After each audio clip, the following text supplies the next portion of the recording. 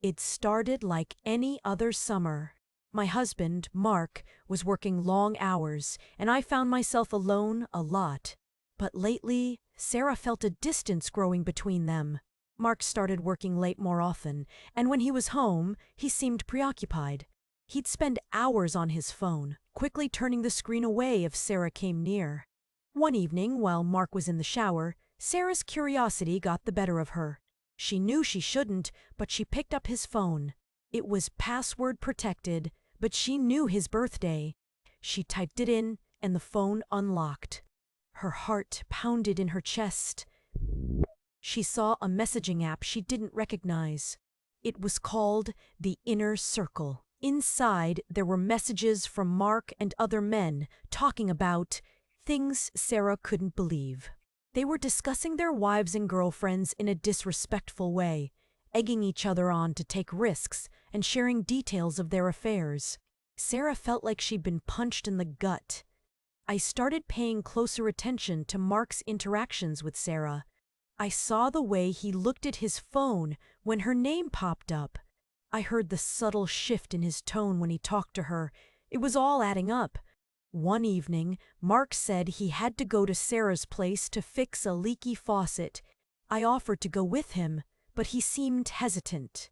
He said it was a messy job and that I'd be bored. That's when I knew something was definitely wrong. I decided to follow him.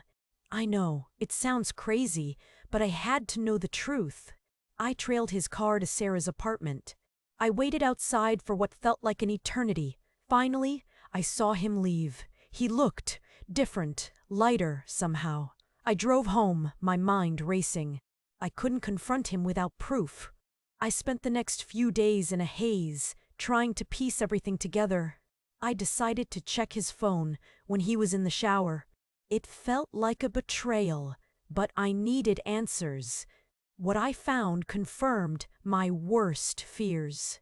There were messages between Mark and Sarah, messages filled with affection and intimacy. My heart sank. This experience raises a much larger question about the professional boundaries in therapeutic settings and the potential for misinterpretations or unexpected feelings to arise. What are the responsibilities of both the therapist and the client in such situations? These are things that research has yet to uncover regarding the topic of therapeutic touch. If you liked this story, please like, share, and subscribe to keep watching such amazing videos. There are many more real experiences to share and explore, and who knows? Maybe together we can find some of the answers that remain hidden.